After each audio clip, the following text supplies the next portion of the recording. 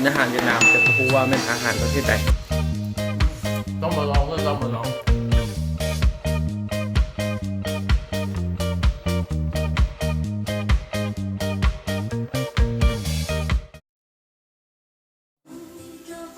สบายดีปีใหม่2020เนาะนี่เรากำลังสิไปกินอาหารเวียดนามแต่ผมรู้ว่ามันอาหารประเทศใดเพราะว่าหมู่อยู่ข้างห้องกับเจ้าในสวนปังอยู่ห้องนี้ถัดมา2ห้อง Hello xin chào tất cả mọi người tôi tên là Sư Hình đây nè đây màn nào đây là món gì đây đây là món chả cuốn chả quán rán nó sống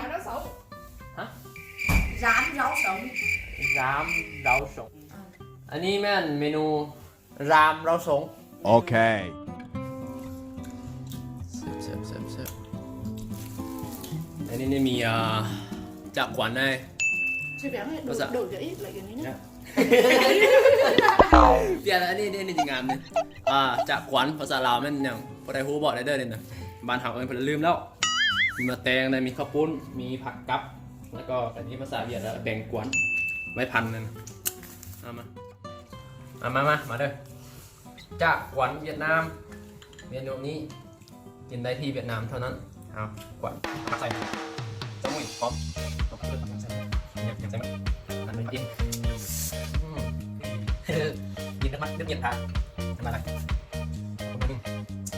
เจ็บฟันหมูเป็นมะกรูด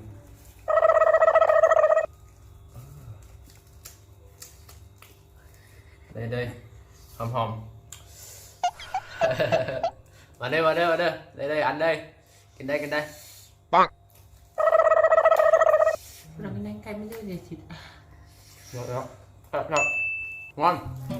เอาจะมาภาษาเวียดแซ่บหลายเบอร์ที่งอนยูซีนมีแครอทมี nấm เ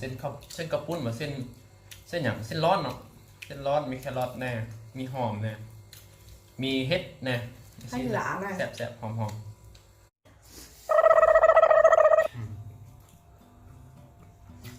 มันมีเห็ดมีสิ้นเหรอข้างในเนาะ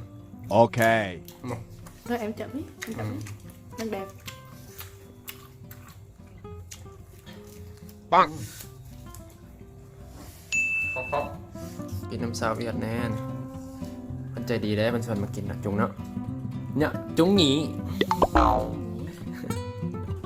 อันนี้นี่มูเฮียนนำเดียวห้องเดียวนี่บ้านนี้นะ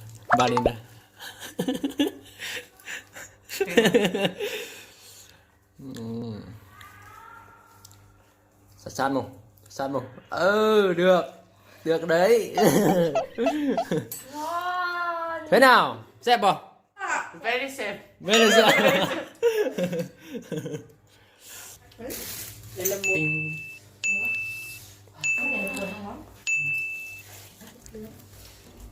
ping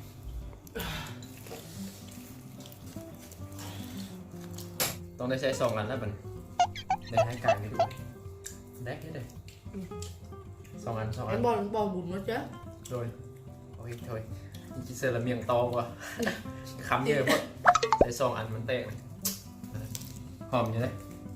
เฮ็ดเองอันนี้มันแซ่บผมอยากเจ้าเฮ็ดเองnước chấm chấmใส่เผ็ดแต่แซ่บ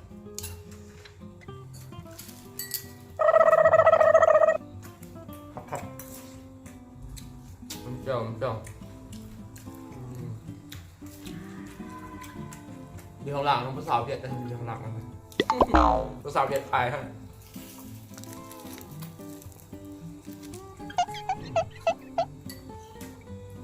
băng